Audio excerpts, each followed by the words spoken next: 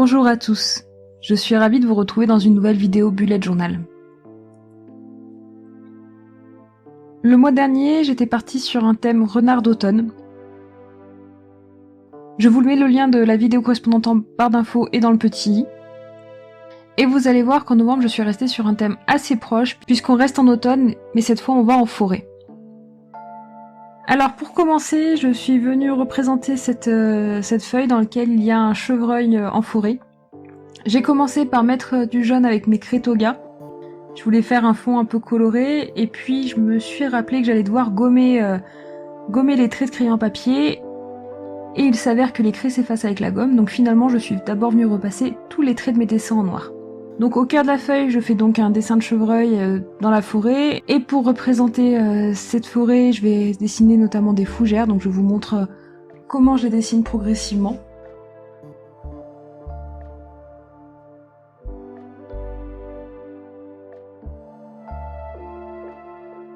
Et ensuite, avec une pointe plus épaisse, je viens tracer le contour de la feuille.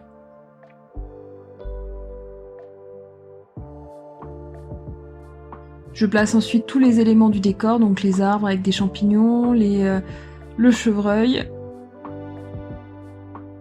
Cette illustration, elle est issue du mélange de deux inspirations que je vous mets en photo maintenant. N'hésitez pas à me dire ce que vous en pensez, si vous trouvez que le chevreuil est ressemblant à la photo. Et en dessous de cette feuille, je vais venir écrire le mot novembre en arrondi. En fait, ça épouse la forme du dessous de la feuille, on va dire. Je représente le haut avec une feuille. Et puis pour l'écriture du reste du mot, je viens écrire en majuscule mais avec des lettres épaisses que je viendrai colorier en marron plus tard. Je peux gommer les traits de crayon papier de mon dessin et vous voyez qu'effectivement la craie s'est effacée par endroits. Comme je trouve que le dessin est vide, je rajoute un arbre derrière le chevreuil. Et puis je viens passer à la craie le fond de mon dessin. Donc je mélange craie orange, craie jaune et un petit peu de rouge. Je vous mets une vidéo dans le petit qui montre comment j'utilise ces craies. Et je ne prête pas forcément attention à la façon dont je colorie à la craie, puisque comme vous l'avez vu, la craie part avec la gomme, donc si jamais je déborde sur certains dessins, je pourrais gommer sans aucun problème.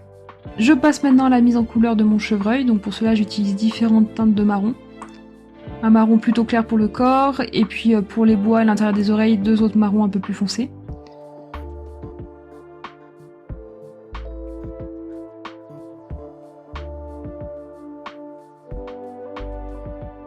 Pour ce qui est du champignon sur l'arbre et des fougères, je vais venir utiliser différentes teintes de jaune, de rouge, de orange, etc. Des teintes très automnales du coup. Et puis je refais une fougère encore verte. Ensuite, je viens passer le titre en couleur avec la feuille en rouge et puis le reste du titre en marron, comme je vous l'avais dit tout à l'heure. Et ensuite, je peux venir colorier les arbres. Pour cela, je vais utiliser mes crayons Crayola. Je vous mets de toute façon tous les liens de ce que j'ai utilisé en barre d'informations. Comme ce sont des feutres qui ont tendance à marquer, je vais profiter de cela pour montrer le dessin de l'arbre, en fait, la texture de l'arbre. Je vais faire des traits verticaux pour colorier les troncs d'arbres, pour donner un peu l'impression des nervures qu'on peut voir parfois sur le bois. Et là, c'est un peu fastidieux avec les feuilles de fougère, donc au moment de colorier, je me suis demandé si j'aurais peut-être pas eu plus intérêt de colorier d'abord le bois et les fougères ensuite, si ça n'aurait pas été plus simple. Voilà, ici ça m'a pris un petit peu de temps du coup de passer entre toutes les petites feuilles. Pour les arbres, je mets ceux qui sont au premier plan dans un marron un peu plus clair, et plus je vais m'éloigner en fait du premier plan, et plus je vais utiliser des couleurs foncées pour mes troncs d'arbres.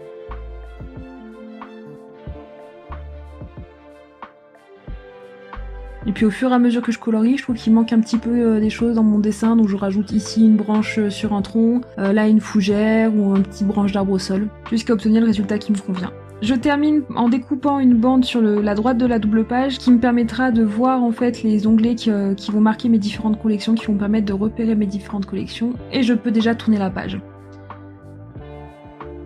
La page suivante, c'est mon calendrier du mois, donc sur la page de gauche, que je viens tracer à la règle. Donc le mois de novembre commence un lundi, il se termine un mardi, il s'étale sur 5 semaines, ce qui me permet de faire des cases de 5 carreaux par 5 carreaux, je crois. Avant, j'utilisais un fine liner pour tracer mes tableaux, mais j'avais tendance à abîmer très vite la mine en appuyant un peu fort dessus avec la règle, donc maintenant j'utilise un simple stylo bille.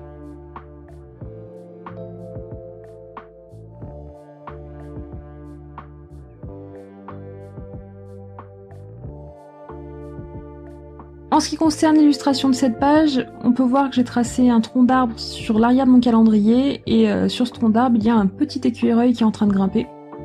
L'illustration dont je me suis inspirée est dans le tableau Pinterest dont le lien est en barre d'informations, comme toujours. Donc je dessine avec une pointe assez fine puisque c'est ma pointe 0,1 qui me permet d'avoir de nombreux petits détails, notamment au niveau de la queue pour montrer les poils. Et d'ailleurs au niveau de cette queue, j'utilise ma pointe 0,05 pour venir mettre plein de petits traits qui vont me permettre de montrer que la queue est fournie en poils. Et une fois que j'ai dessiné mon écureuil, je peux terminer mon tronc d'arbre, dans lequel là aussi j'ajoute des dessins, des traits fins pour lui donner un peu de relief. En bas de la double page, je viens avec un feutre vert clair dessiner de l'herbe par petits traits, donc là on voit pas trop, c'est hors champ, mais vous allez bientôt le voir pour la suite du dessin. Voilà. Je commence par tracer l'herbe, puisqu'en fait, dans cette herbe, il va y avoir des champignons, un gland qui est tombé, et ils seront masqués par l'herbe. Donc je trace l'herbe en premier pour pouvoir faire mes dessins plus facilement, et ensuite je viens dessiner des petits champignons, un gland, pour illustrer un peu le bas de ma page aussi.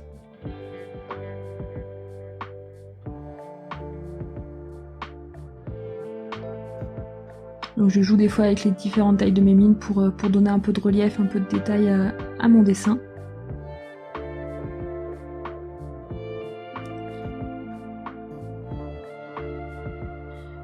En face, ce sera ma page de to-do list avec mes trackers d'habitude. Donc comme pour la première page, je dessine des feuilles à la place des hauts. Et puis j'écris le mot tracker très simplement. Je trace 2 cadres pour la to-do list, un pour une to-do perso, l'autre pour l'autre concernant le blog, et ensuite je trace mon tableau de tracker, qui est toujours le même depuis 2 ou 3 mois. Donc autant de colonnes que d'habitude que je veux suivre, et pour me repérer temporellement, je trace un trait horizontal à la fin de chaque semaine.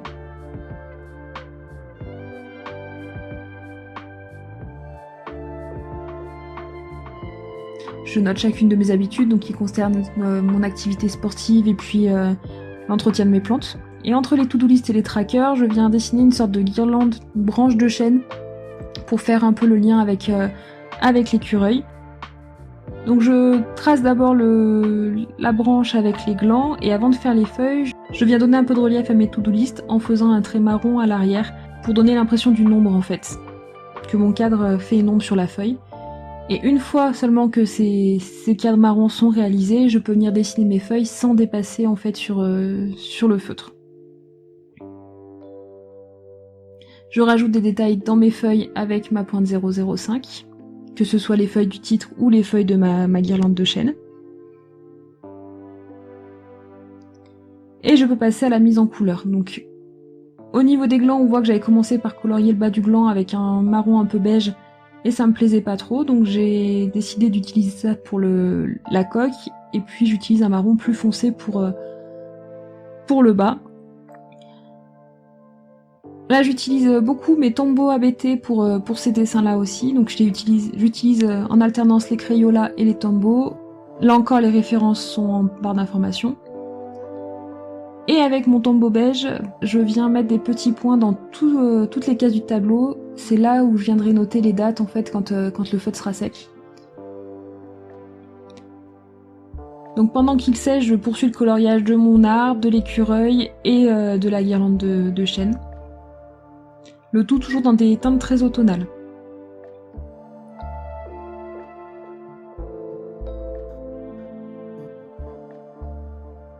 Je découpe l'onglet qui me permettra de reconnaître la collection dans mon carnet, je le mets en couleur. Je vais choisir une couleur pour chacun des onglets de mon setup. Et enfin, je peux venir noter les dates dans les petits points de couleur qui sont secs maintenant. Et voilà ce que donne cette double page. On peut passer à la page suivante qui est celle de mon calendrier éditorial et de mes notes. J'utilise toujours le même format pour mon calendrier éditorial, donc les 2 colonnes à gauche pour mettre les dates, 4 colonnes pour chacun de mes réseaux sociaux, donc il y a le blog, YouTube et mes 2 comptes Instagram.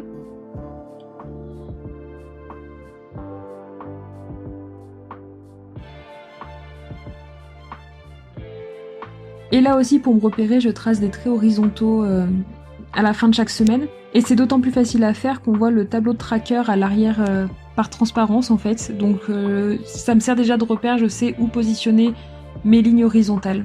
Il suffit que je regarde où j'ai posé celle des trackers par transparence. Je n'ai plus qu'à écrire le titre toujours de la même façon. J'ai gardé un peu cette police, si on peut appeler ça comme ça, sur l'ensemble de mon setup.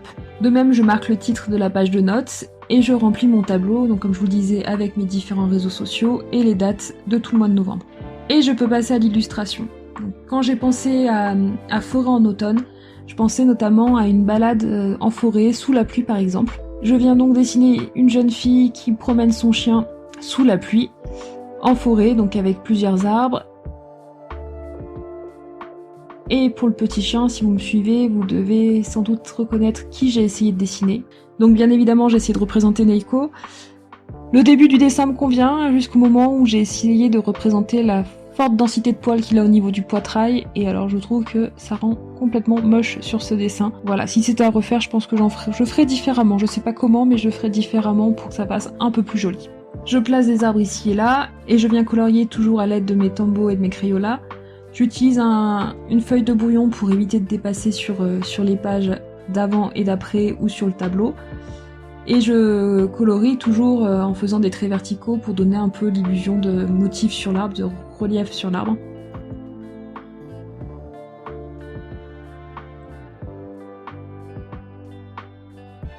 Pour ce qui est du reste du dessin, j'utilise toujours des couleurs très automnales entre le jaune, jaune orangé, orange, bordeaux, notamment dans les tenues de la demoiselle.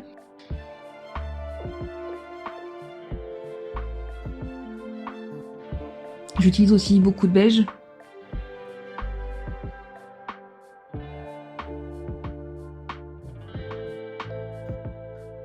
Le chien reste blanc à l'exception de sa truffe et de ses oreilles qui je viendrai colorier en rose pâle au moment où je ferai la peau de la jeune fille aussi.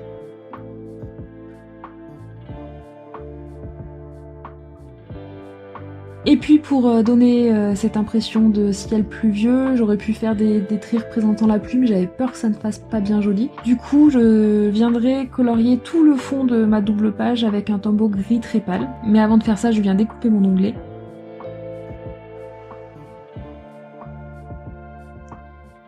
Et ensuite, je mets du gris un petit peu de partout, donc ça a été quelque chose d'assez long. Du coup, je ne vous ai pas tout montré en vidéo, j'ai coupé un petit peu bien avant d'avoir fini pour ne pas que ce soit trop long et inutile. Voilà ce que ça donne. Et on passe déjà à ma double page de budget. Donc là, très rapide, je colle toujours mes 2 pages de fichier.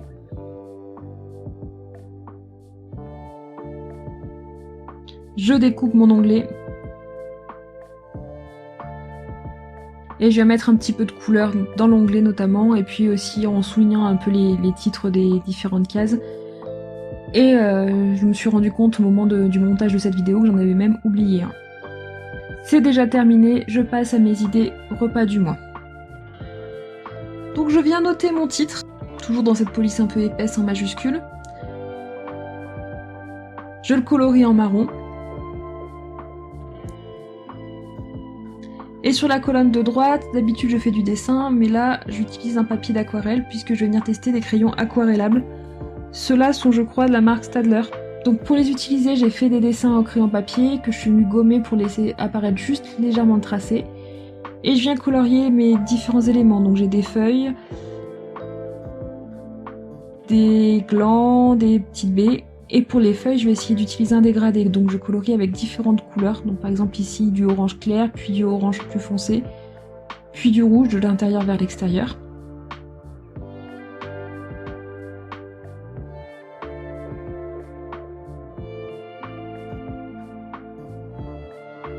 Et une fois que ça c'est fait, je viens avec un petit pinceau et un peu d'eau fondre les couleurs entre elles, les aquareller le crayon. J'étale le pigment que j'ai posé avec mon crayon à l'aide du pinceau et de l'eau. Et j'essaye de fondre mieux les couleurs pour avoir de jolis dégradés. C'est pas parfait, mais c'était une des premières fois que je testais ces crayons là et du coup je suis plutôt satisfaite du résultat.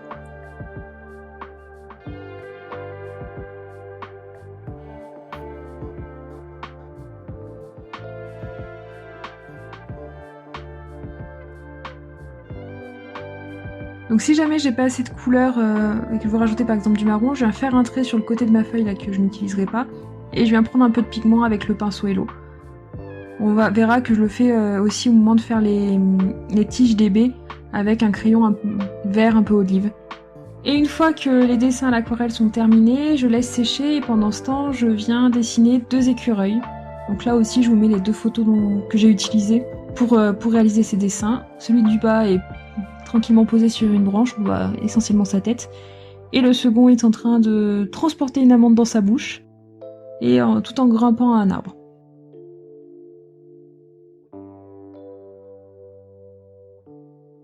Donc on voit d'un peu plus près ce que ça donne ici. La mise au point n'a pas été très bien faite, voilà, qui est mieux. Et puis celui du bas est comme celui-là. Donc j'avais pas encore effacé les traits de crayon à cet instant-là. Une fois que le tout est sec, je peux venir découper la bande avec mon massicot pour plus de netteté et de précision. Et je viens coller cette bande dans mon bullet journal. Donc il y avait un petit bout qui dépassait, je viens le découper au cutter de précision. Et ensuite j'utilise de la colle repositionnable, ce qui va me permettre de pouvoir déplacer si besoin le dessin si je ne l'ai pas très bien fixé au premier coup. Je n'ai plus qu'à venir colorier mon dessin. On voit que pour l'arbre en haut, je suis également venue colorier sur l'onglet pour donner une continuité au dessin, ne pas laisser juste une barre blanche entre la feuille d'aquarelle et puis mon bugeot. Et puis je colorie mes écureuils en orange.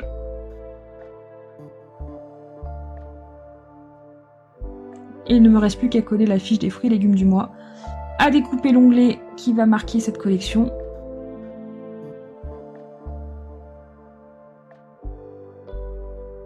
à le mettre en couleur. Et voilà le résultat. On peut maintenant passer à la page des jolis moments de novembre.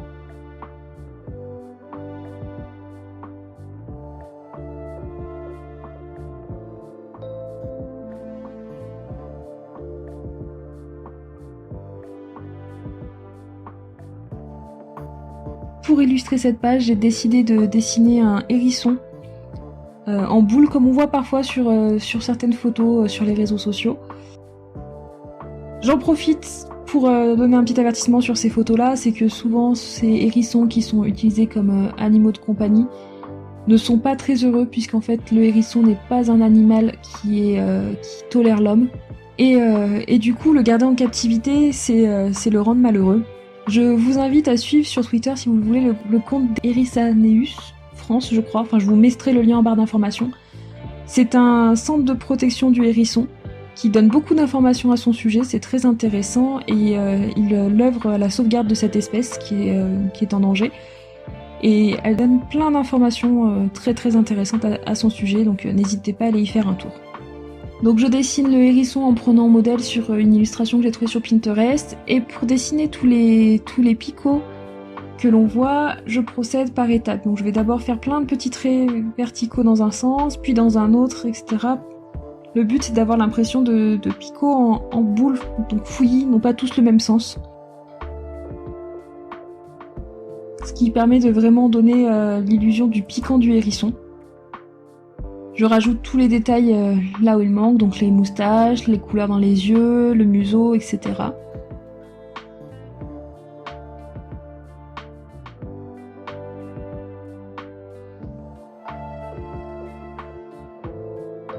Et ce dessin, j'aurais pu le laisser en noir et blanc, je le trouvais déjà pas mal, mais finalement je viens le mettre en couleur. Donc pour tout ce qui est tête et pattes du hérisson, j'utilise un marron clair beige que vous m'avez vu utiliser plusieurs fois.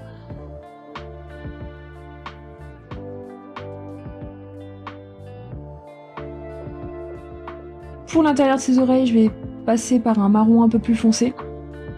Et puis pour les picots, là je me dis que finalement j'aurais dû colorier en beige de départ tout le hérisson, puisque c'est ce que je vais faire également pour les picots. Et ensuite, pour donner vraiment l'impression de la couleur qu'ils peuvent avoir, donc ils sont généralement, je crois, marron à la base et beige en périphérie, je viens avec ma pointe de Tombow mettre des petits traits marrons ici et là, sur tout le corps du hérisson. Il ne me reste plus qu'à mettre en couleur mon titre, à découper mon onglet que je viens colorier dans un marron que je n'ai pas encore utilisé pour mes onglets, et voilà le travail.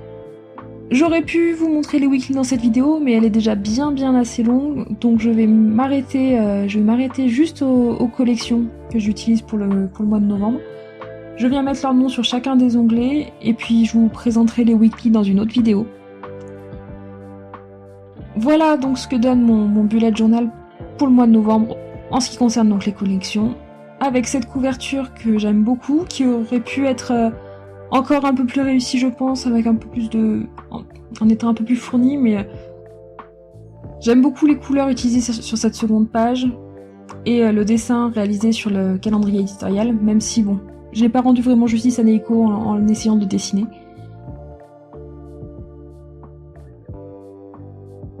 La page très simple mais très efficace de mon budget, que je n'ai pas décoré cette fois-ci, peut-être le mois prochain. Une des pages qui me sert le plus, c'est celle des idées repas du mois. Je me suis rendu compte en vous montrant ces images que j'avais oublié des petits détails sur les baies, donc je vais vite les rajouter. Et enfin, cette mignonne petite page des jolis moments du mois de novembre. N'hésitez pas à me dire en commentaire quelle est la page que vous avez préférée. Je vous remercie d'avoir regardé cette vidéo jusqu'au bout. N'hésitez pas à la liker si elle vous a plu et à vous abonner. À bientôt.